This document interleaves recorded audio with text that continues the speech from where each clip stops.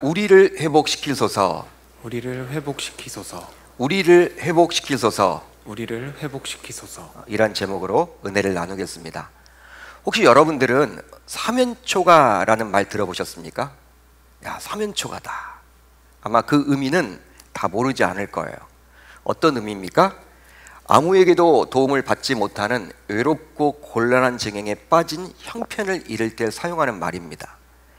그렇다면 이 말이 어디에서 유래했는지는 아십니까?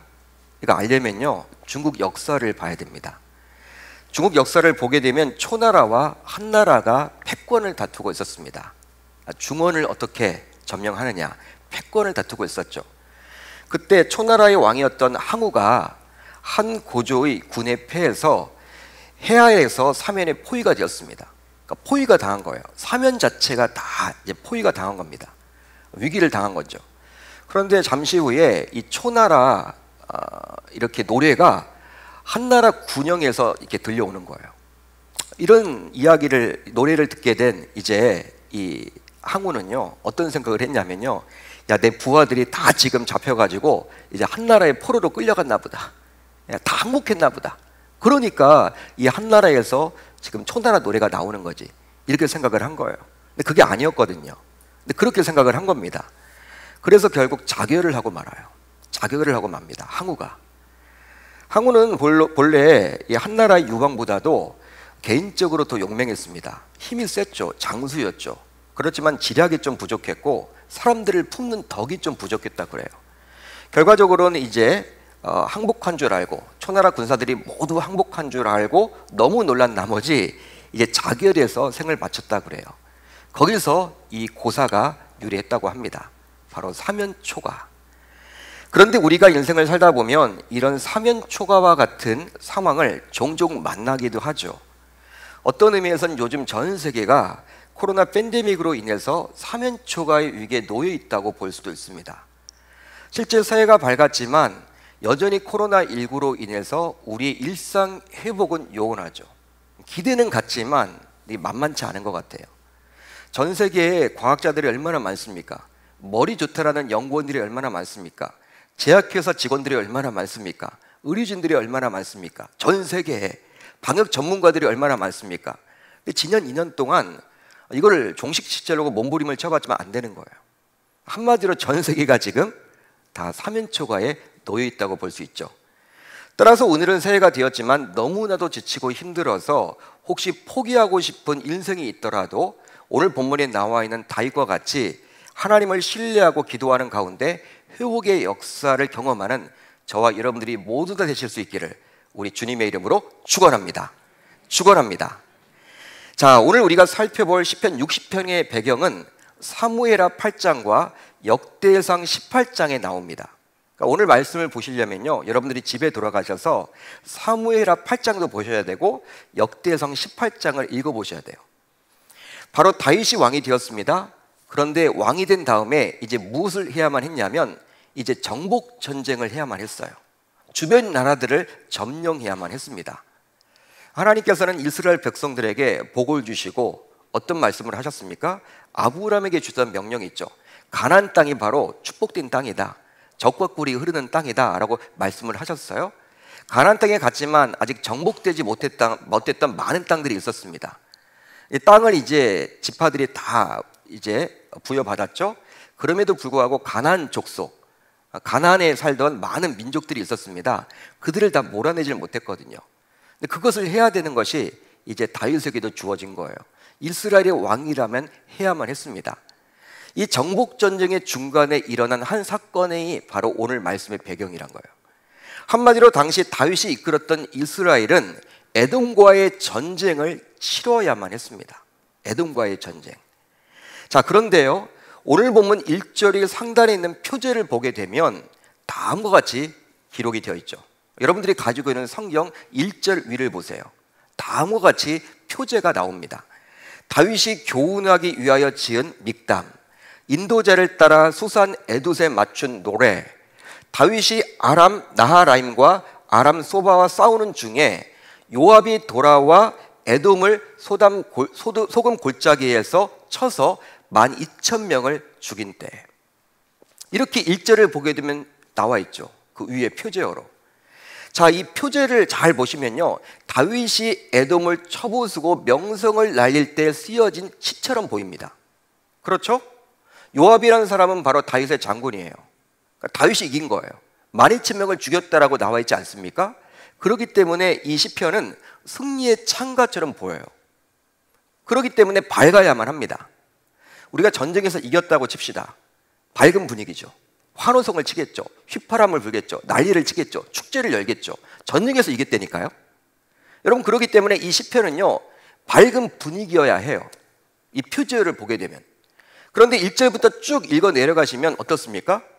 내용 자체가 밝지 않아요. 승리와는 전혀 아무 상관이 없는 오히려 탄식의 노래, 애가입니다. 슬퍼요. 읽어보면요, 얼마나 처절한지 몰라요. 당시 이스라엘 백성들의 처지가 그렇게 슬펐음을 알 수가 있어요.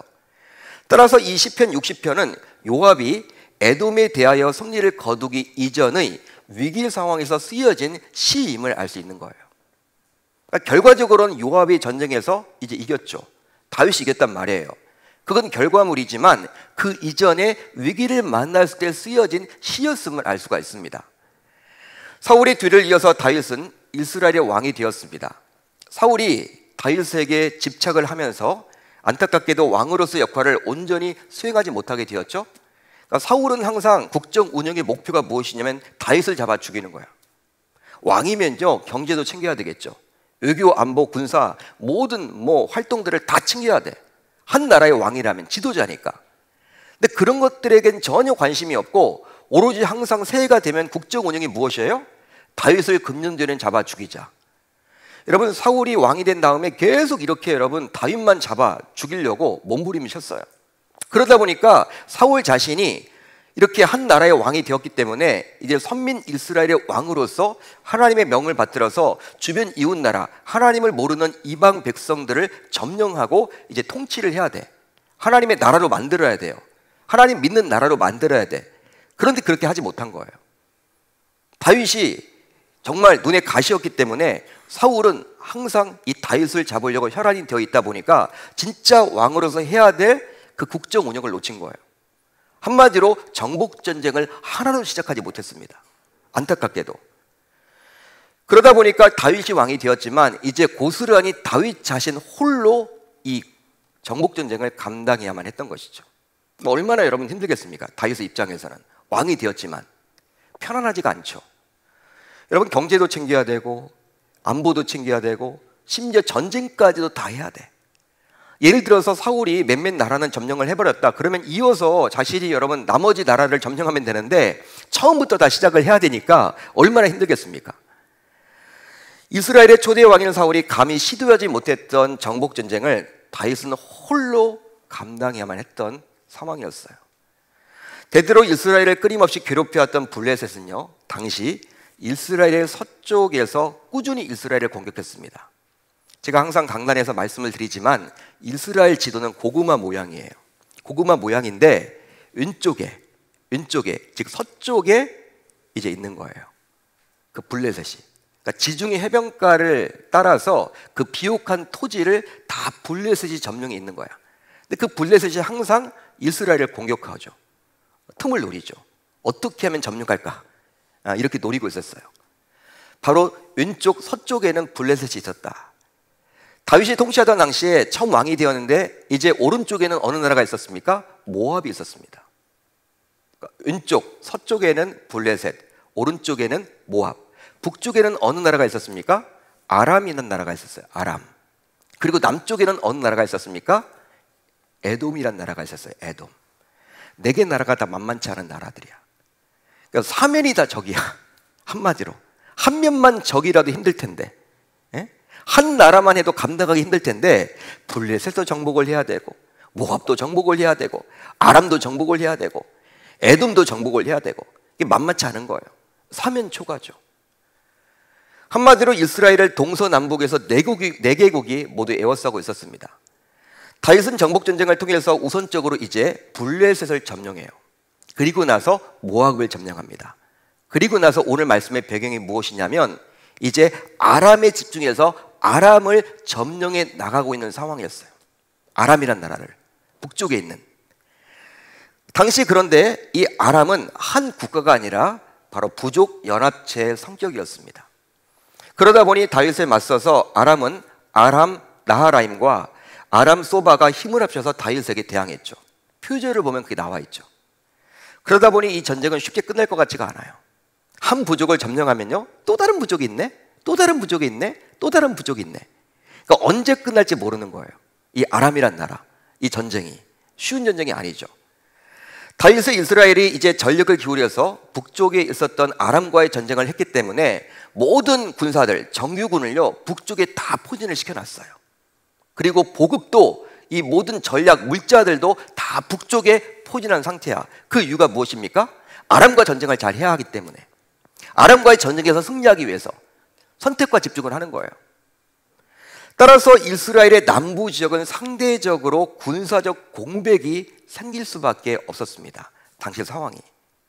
그러자 그 기회를 이용해서 이스라엘의 남쪽에 위치했던 에돔이란 나라가 대규모로 이스라엘을 공격합니다.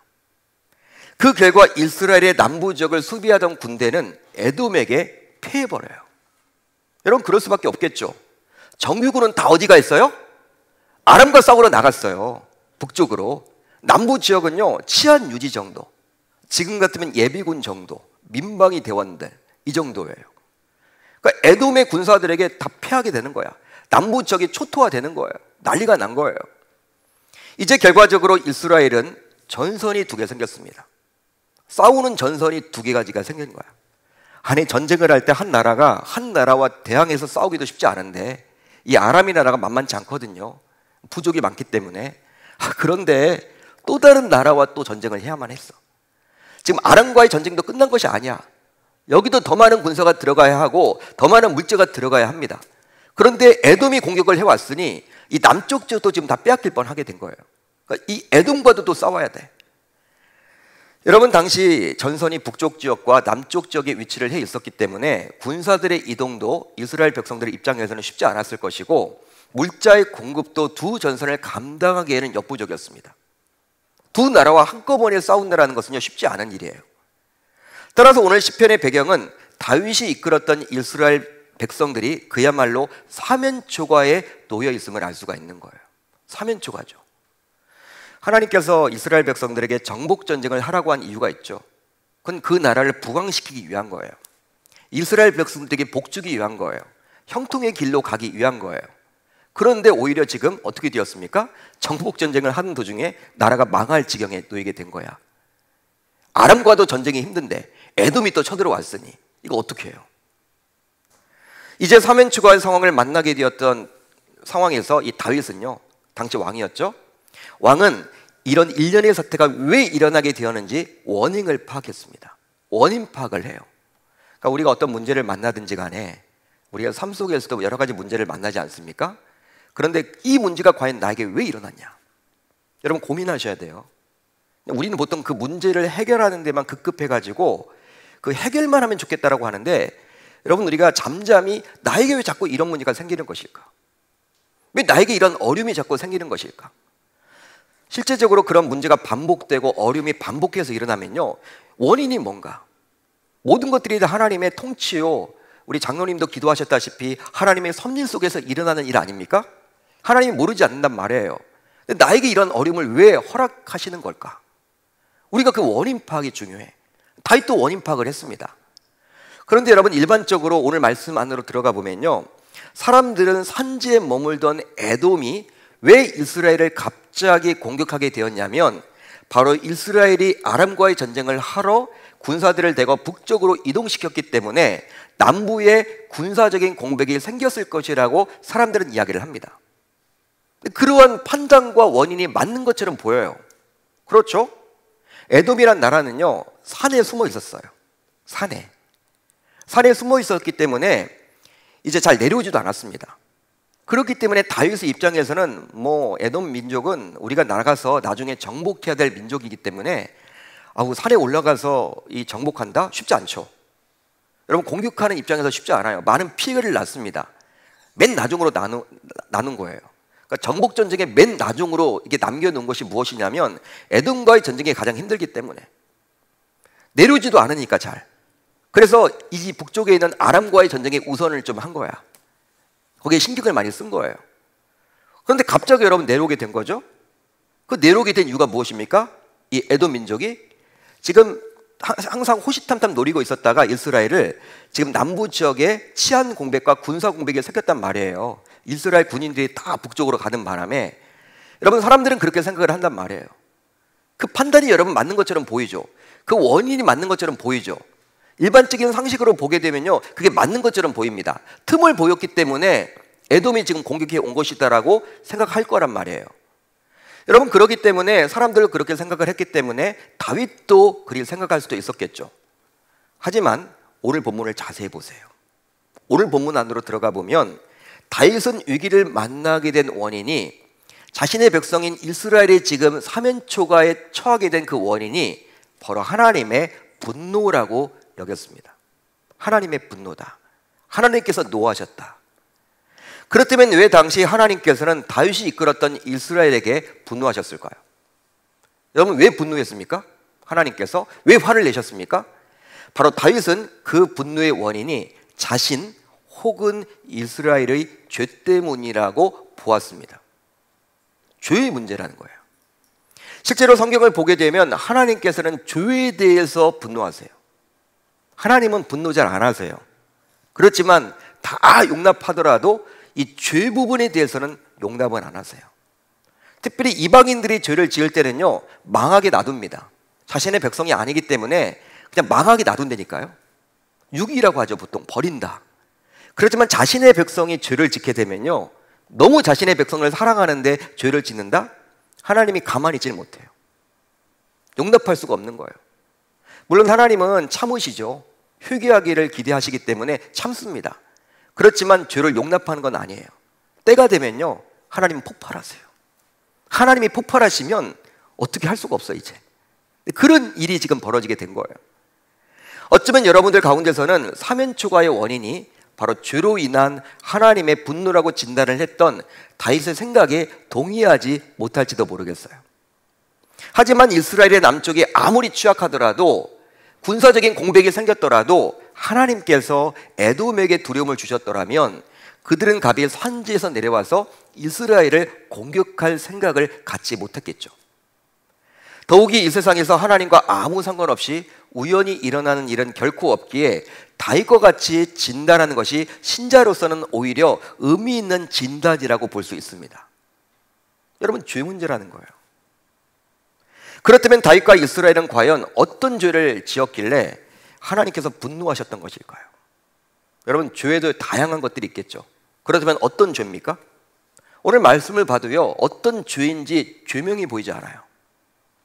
또 오늘 말씀의 배경이 나오는 사무엘하 8장과 역대상 18장을 봐도요, 정확한 죄명이 무엇인지 잘 모릅니다. 나와 있지 않기 때문에. 하지만 합리적으로 저와 여러분들은 추리해 볼 수가 있어요. 무엇이냐? 바로 역대하 18장 1, 2절을 보면 추론을 해볼 수가 있습니다. 우리 한번 같이 읽어봅니다. 역대하 18장 1, 2절 시작. 그 후에 다윗이 블레셋 사람들을 쳐서 항복을 받고 블레셋 사람들의 손에서 가드와 그 동네를 빼앗고 또 모압을 침해 모압 사람이 다윗의 종이 되어 조공을 바치니라.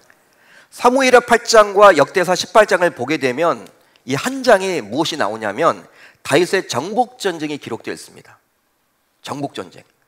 사무엘하 8장과 역대상 18장은 같은 내용이에요. 그런데 이스라엘을 동서남북으로 에워싸고 있던 주변 강대들과의 전쟁임에도 불구하고 몹시 짤막하게 기록을 해줄 뿐이에요. 여러분, 블레셋이란 나라는요, 이스라엘 백성들을 얼마나 괴롭혔습니까? 얼마나 괴롭혔어요. 여러분, 사사시대뿐만 아니라 그 이후에도, 그 전에도 이스라엘 백성들을 그렇게 괴롭혔어. 블레셋 민족은요, 지금의 팔레스타인입니다. 팔레스타인이 지금의 블레셋이에요. 지금도 여러분 이스라엘과 팔레스타인은 싸우죠. 지금까지도 싸우는 거야. 블레셋은요, 본래 지중해에 있는 크레타 섬에 살고 있었습니다. 크레타 섬. 지중해 이렇게 바다를 보게 되면 가운데 크레타 섬이 있거든. 해양 민족입니다. 섬나라에 살았어요. 근데 그들은 문화가 발달했습니다. 당시 철기 문화를 가지고 있었습니다. 이스라엘은 청동기 문화였어요. 여러분, 청동기, 구리로 만든 칼과 이 철로 만든 칼이 맞붙는다. 여러분, 뭐 게임이 안 되겠죠. 무기 자체 질이 달라. 구리는 여러분 흐느적 거리는 거예요. 철 앞에서는. 그들이 크레타 섬에 살다가 이제 이주를 하게 되었습니다. 어디로 이주를 했느냐? 이스라엘 백성들이 살고 있는 그 팔레스타인 지역으로 왔는데, 그 중동 지역으로 왔는데, 비옥한 그곳에 왔는데 어디에 정착을 하게 되었냐면 지중해 해변가에 정착을 하게 되었어. 그러니까 이스라엘 땅은요 척박하죠. 다 좋은 땅들은 다 블레셋, 살기 좋은 곳은 다 블레셋 점령해서 그곳에서 호시탐탐 이스라엘 백성들을 노렸어요. 또 민족이 큽니다. 이스라엘 백성은 작아요. 아담해요. 그렇지만 이 블레셋은 해양 민족이기 때문에 유럽과도 좀 비슷한 것 같아. 피가 섞였는지 몰라도 좀 골리앗과 같은 사람들이 많았다고 그래요. 자이언트 같이 대단하죠. 그러니까 무기도 좋고 힘도 좋고. 여러분, 블레셋이 계속 여러분 공격을 해왔죠. 끊임없이 이스라엘 백성들을 괴롭혀 왔잖아요. 여러분, 그런데 다윗이 이겼습니다. 다윗이 나가서 전쟁에서 이겼어요. 정복해버렸어. 놀라운 일 아닙니까? 그렇기 때문에 우리 같으면 성경에 몇 장에 걸쳐서 어떻게 나가서 전쟁에서 승리를 했는지를 자세히 보여줄 만도 해요. 그런데 성경에서는 딱 한 줄로 기록을 합니다. 어떻게 기록이 되어 있습니까? 역대상 18장 1절이죠. 그 후에 다윗이 블레셋 사람들을 쳐서 항복을 받고 블레셋 사람들의 손에서 가드와 그 동네를 빼앗고. 이 딱 한 줄로만 기록을 하고 있어요. 그뿐만이 아닙니다. 모압이란 나라도 마찬가지죠. 얼마나 이스라엘 백성들을 괴롭혔습니까? 대단한 나라죠. 그런데도 다윗이 정복했어요. 그리고 그들에게서 조공까지도 받게 되었습니다. 근데 딱 한 줄로만 기록을 하고 있어. 여러 장에 걸쳐서 기록을 할 만한데, 여러분, 이것은 그만큼 다윗의 활약이 컸음을 보여주는 거예요. 여러분, 다윗이 정복했다. 성경 말씀이 어떻게 나와 있습니까? 다윗이 블레셋도 정복했다. 다윗이 공격해서 모압도 정복했다. 이렇게 나와 있어요. 물론 다윗이 직접 간 건 아니겠죠. 참전은 했겠지만 자신의 장수들과 함께 연합해서 지략을 잘 짜서 전쟁에서 승리를 한 거야. 그렇지만 고대사회 전쟁은요, 누구의 이름이 높아져요? 전쟁에서 승리를 하게 되면 왕의 이름이 높아지니까 이렇게 기록이 된 것이죠. 여러분, 그러다 보니 블레셋과 모압이라는 강대국과의 전쟁에서 쉽게 승리를 거둔 다윗은요, 아무래도 본인도 사람이다 보니까 마음에 자고함이 생긴 거예요. 블레셋도 별거 아니네. 모압도 별거 아니네. 아우, 이렇게 쉬워? 누워서 떡 먹기네. 너무 쉽게 이기니까. 여러분, 누가 그렇게 해주신 거예요? 하나님이 해주셨죠. 이 정복전쟁은 하나님이 붙여주신 거 아닙니까? 하나님이 해주셨는데 다윗은 자기가 한 줄 알아. 자고하게 된 거예요. 사람이니까 여러분 그럴 수밖에 없는 거예요. 사람이 선거를 계속 하다 보면요, 자기가 진짜 잘난 줄 안다니까요. 자기가 다 하는 것처럼 생각한다니까요. 그렇기 때문에 적당히 잘해야 돼, 사람이. 아니, 블레셋도 이기고 모압도 이기니까 야, 이제 아람과의 전쟁? 이것서 누워서 떡 먹기네. 더 이상 하나님께 기도하지 않습니다. 매달리지 않습니다. 또 요압 장군이 나가면 이기겠네. 또 내가 전략만 잘 짜면 이 아람도 금방 이기겠네. 이렇게 자고하게 된 거예요. 실제로 다윗이 왕으로서 정복전쟁을 하게 된 것은 하나님께서 그들을 붙여주셨기 때문이죠. 따라서 다윗은 이 전쟁을 하는 데 있어서 철저히 하나님께 매달려야만 했습니다. 하지만 블레셋과 모압을 쉽게 이긴 터라 다윗은 어느 순간부터 자고하게 되었어요. 이런 다윗의 신앙의 변제를 사람들은 전혀 눈치채지 못했죠. 왜? 평상시처럼 예배도 잘 드리고 기도 생활도 하고 헌금 생활도 하고 봉사도 하기 때문에 남들이 보기에는 하나님과의 관계가 좋다라고 여겼을 거란 말이에요. 그렇지만 누구는 알아요? 하나님은 모를 리가 없어요. 하나님은 사람들의 심령을 다 꿰뚫어 보기 때문에 나와의 관계가 어떤지를 다 아십니다. 여러분, 그렇기 때문에 하나님께서는 다윗의 이런 죄에 대해서 민감하게 반응하사 분노하신 거예요. 지금 분노가 폭발해 버린 거예요. 사무엘상 15장을 봐도요, 하나님께서는 사울에게도 아말렉을 붙여주셨습니다. 붙여주신 거예요. 그러기에 사울은 아말렉과 싸울 때 하나님께 철저히 의존하며 하나님의 말씀에 순종하면 그만이에요. 하지만 사울은 스스로 높아져서 하나님께서 모두 죽이라고 했던, 진멸하라고 했는데도 불구하고 자신의 생각을 가미해서 어떻게 합니까? 왕은 죽여서는 안 되겠지라고 자신의 생각이 들어가서 아각 왕을 살려줘요. 그리고 데려오죠. 끌고 오죠. 그뿐만이 아니라 양과 소 가운데 좋고 기름진 것은 살려서 가지고 맙니다. 그렇지만 사울은 끝까지 자신의 잘못을 회개치 않아요. 사무엘이 계속 질문을 던지죠. 잘못 없냐고, 잘못 없냐고 계속 묻습니다. 그럴 때마다 핑계를 대요. 사울은 나는 이렇게 한 거 없다, 아무 잘못 없다, 나는 하나님 말씀 잘 지킬 거다, 뭐 이런 식이에요. 결과적으로 사울은 아말렉과의 전쟁에서는 승리를 거두었지만 자신의 왕권은 잃어버리고 말았죠. 그런데요, 자, 오늘 본문을 보게 되면 다윗은 사울과 달리 자신의 잘못을 즉각적으로 회개했습니다. 사울과 다윗의 다른 점이 이거예요. 사람은 누구나 죄를 짓죠. 실수하죠. 완벽한 사람은 아무도 없습니다. 예수님 빼고. 우리가 예수님이 될 수는 없잖아. 예수님을 닮아가는 거지 우린 예수님이 아니잖아. 그렇기 때문에 죄를 질 수밖에 없어요. 저도 넘어지고 여러분들도 넘어집니다. 그런데 넘어지고 난 다음에 어떻게 반응하느냐. 이 다윗의 훌륭한 점이 영적으로 민감했다는 거예요. 그렇지만 사울은 영적으로 둔감했습니다. 사람들 가운데서는요, 대단히 사람들의 말과 행동에 민감하신 분들이 있어요. 교회 안에서도 어떤 사람이 말을 하면 그분한테 한 말이 아닌데도 불구하고 민감하게 반응하는 분들이 있어. 예민하게 반응한다, 보통 이야기하죠. 예민하다. 근데 여러분, 예민한 것이 사람들과의 관계에서는 그렇게 좋은 것 같지가 않아. 예? 그냥 둥글둥글해야 돼. 사람들은 항상 누가 말했나 보다, 아니 뭐 그럴 수도 있지, 이렇게 넘어가야 돼. 근데 여러분, 항상 그것이 자신에게 준 말이라고 해서 막 신경질적으로 반응하는 분들이 있어. 근데 예민한 것은요, 사람들에게서 예민하면 안 돼. 둥글둥글해야 돼. 근데 하나님 앞에서는 예민해야 됩니다. 영적으로는 예민하셔야 돼요. 민감하셔야 돼요. 근데 우리는 반대가 돼 있죠. 사울은 사람들의 말에도 예민했고, 사람들의 말에 예민하게 반응했어. 사울이 죽인 자는 천천히요, 다윗이 죽인 자는 만만이다.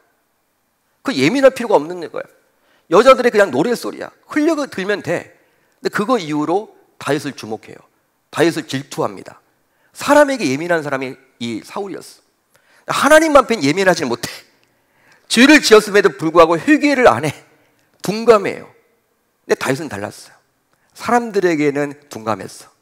그렇지만 하나님에게는 몹시도 예민하고 민감했다라는 사실입니다.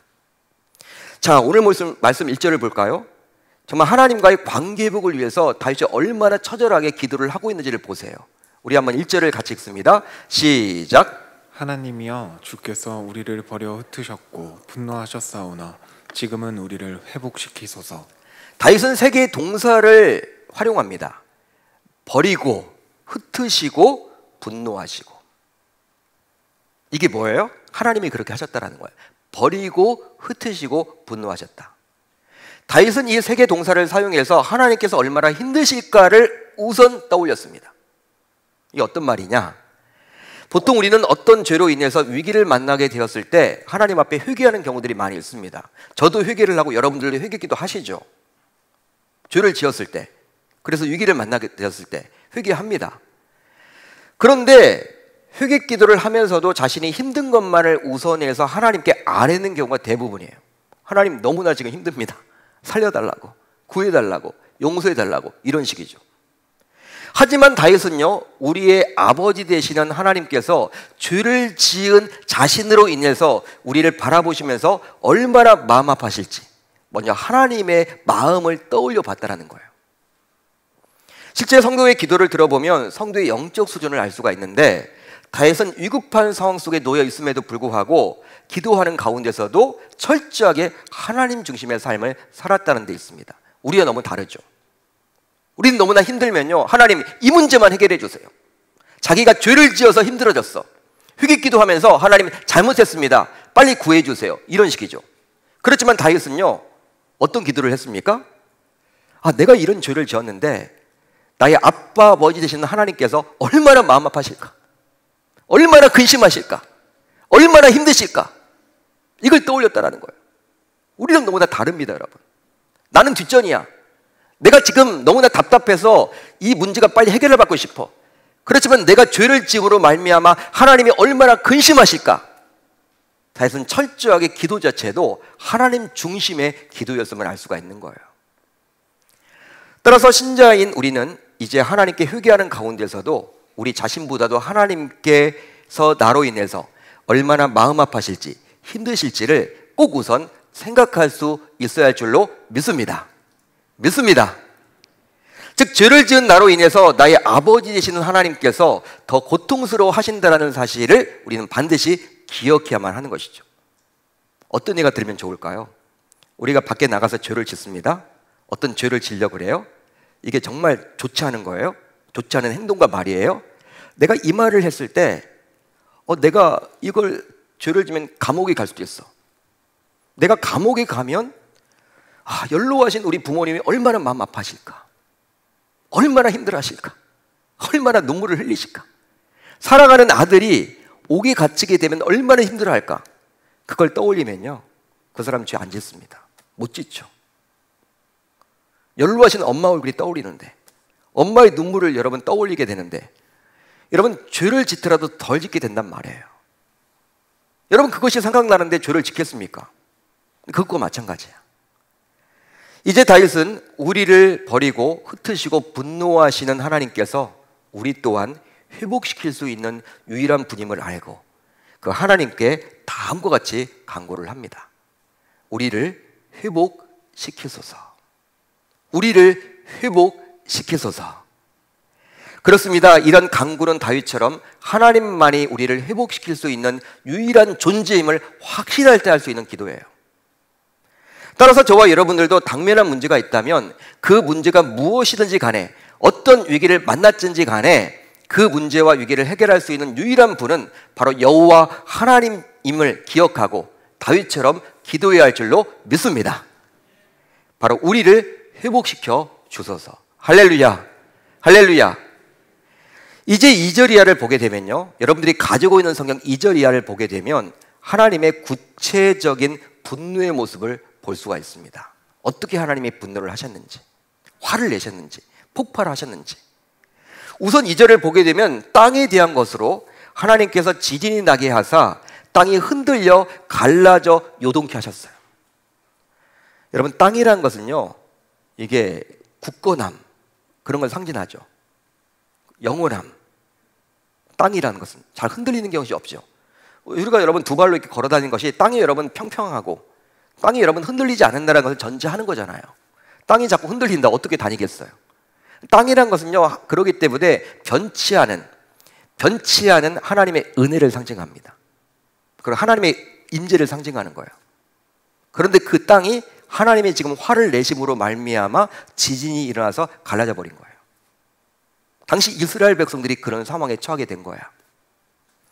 이에 다윗은 땅에 갈라진 틈을 메워달라고 기도를 하죠.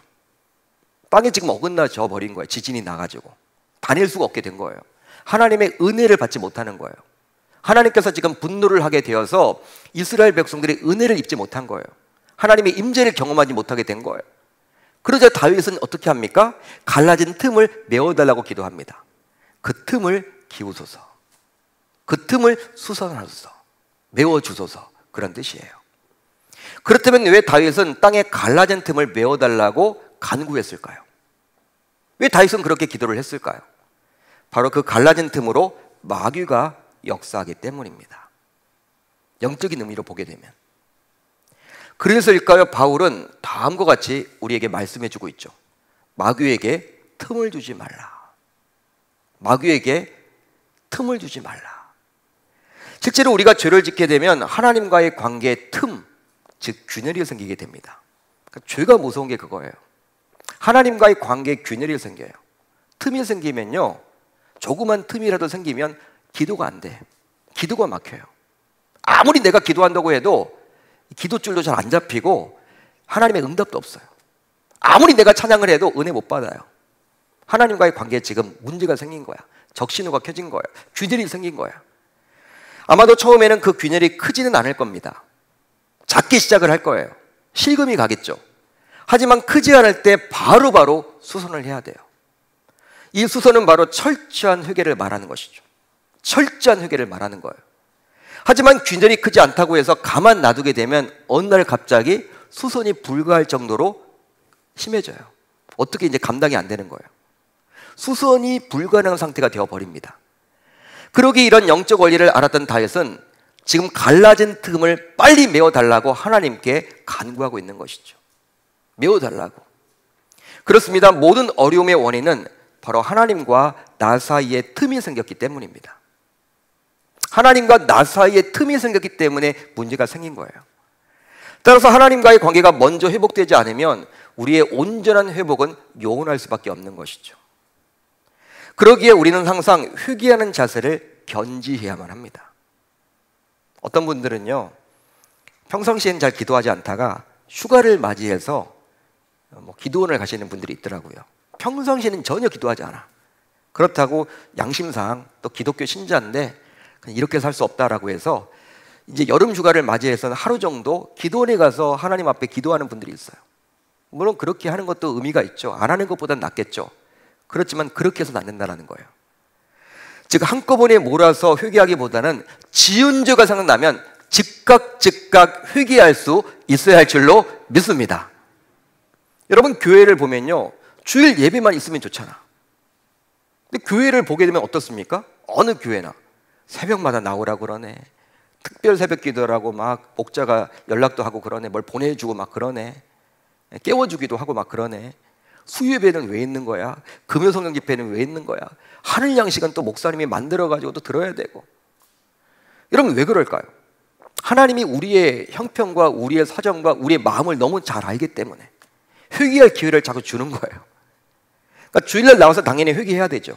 지난 일주일 동안 하나님의 말씀대로 잘 살지 못한 것에 대한 철저한 회개가 있어야 되지만 그것으로 만족해서는 안 되고요. 또 다른 주일이 되기를 기대해서는 안 되고 오늘 저녁이라도 오늘 오후라도 당장 죄를 지었다면 또 하나님 앞에 또 교회에 나와서 기도할 수 있는 장, 우리 연약함을 너무나도 잘 알기 때문에 하나님이 한국 교회에 이렇게 많은 집회와 예배를 허락해 주신 거예요. 오히려 감사할 일이죠. 다음으로 이제 4절을 볼까요?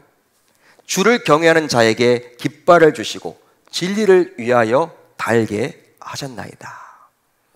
이 깃발은 주님께서 자신을 경외하는 자들에게 주시는 진리의 깃발입니다. 진리의 깃발이에요.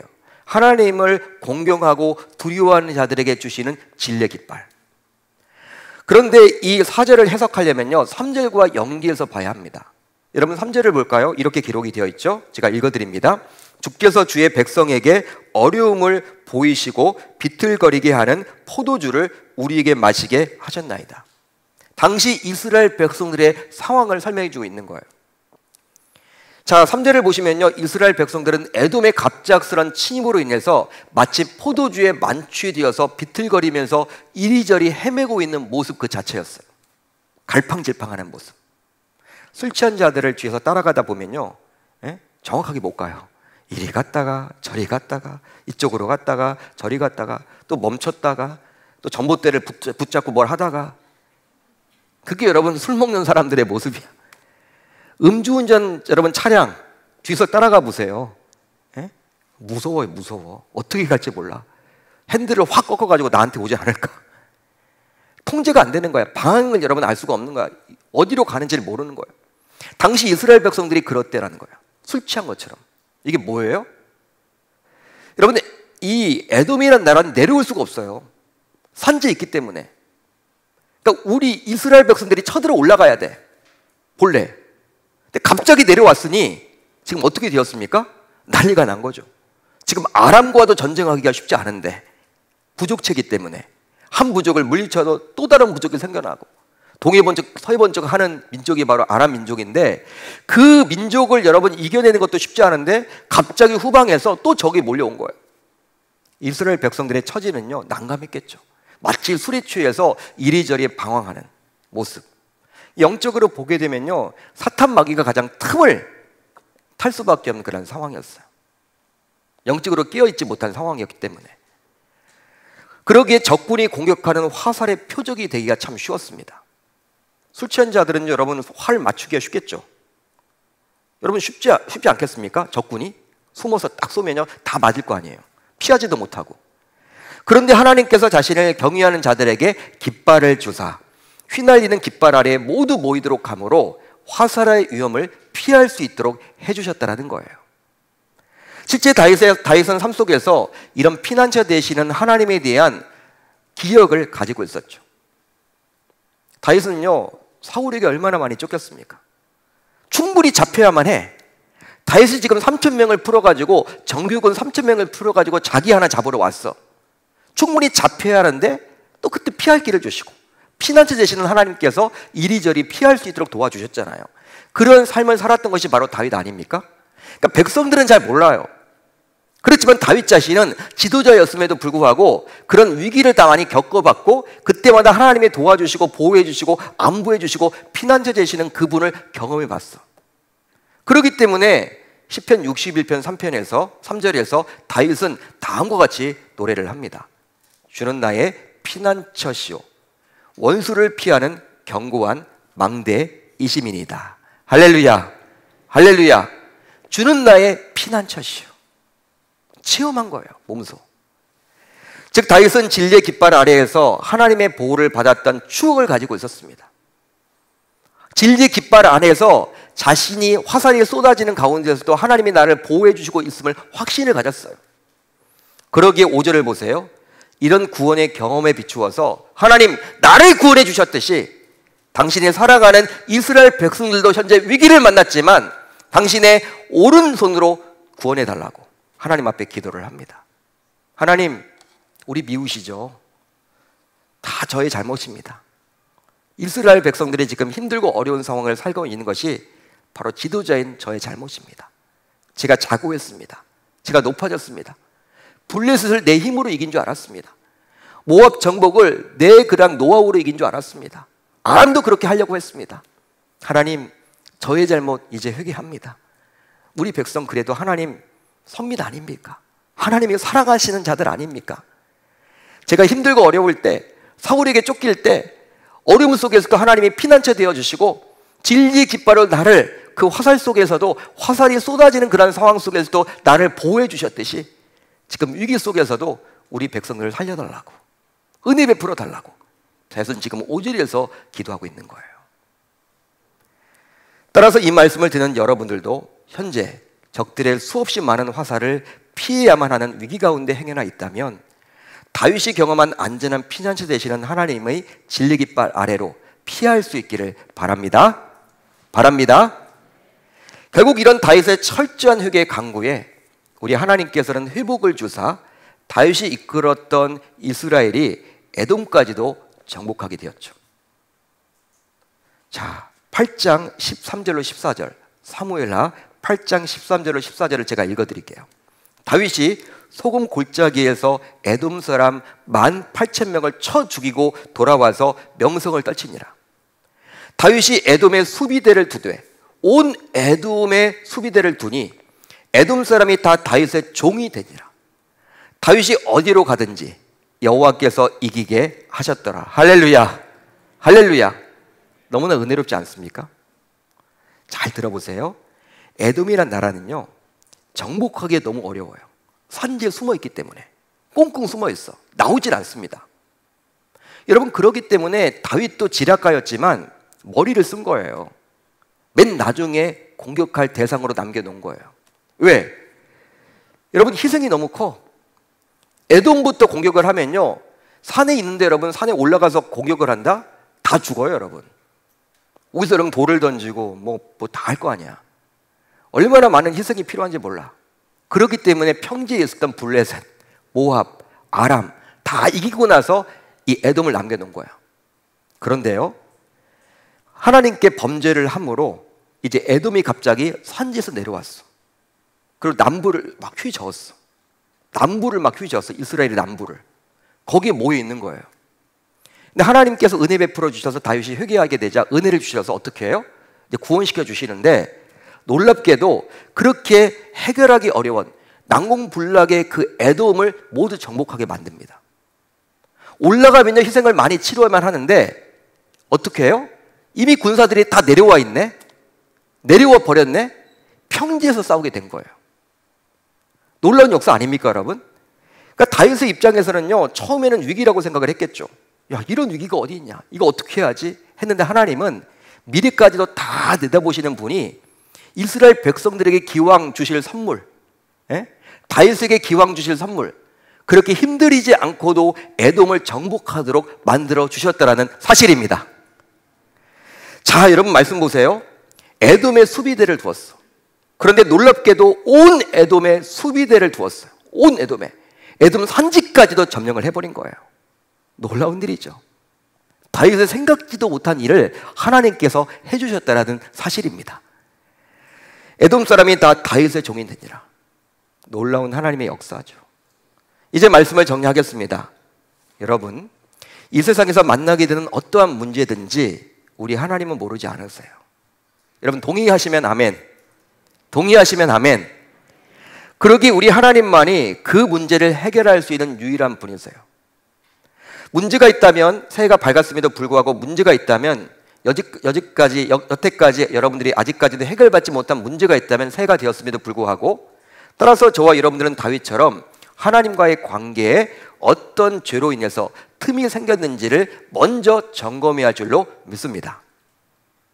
한마디로 영적 회복을 최우선으로 두셔야 한다는 거예요. 여러분들이 아마 새해가 되어서 여러 가지 계획을 세웠을 거야. 아, 이번에 승진도 하면 좋겠다. 아, 이번에 집도 마련하면 좋겠다. 아, 내 자녀가 대학에 가면 좋겠다. 물론 다 중요하죠. 그렇지만 여러분들 신자의 1순위는 영적 회복이에요. 여기서부터 시작하는 거예요. 이유는 영적 회복이 되지 않고 다른 것의 회복만을 바란다면 결국 모든 것을 잃어버리게 되기 때문입니다. 우리가 사울을 통해서 알 수 있죠. 왕이 되었지만 결국 하나님과의 관계를 놓친 나머지 자기 때 끝내버리죠. 비극적으로 맞춰지게 되죠. 요나단으로 왕위가 넘어가지 못하게 되죠. 너무나 안타까운 일이 벌어졌죠.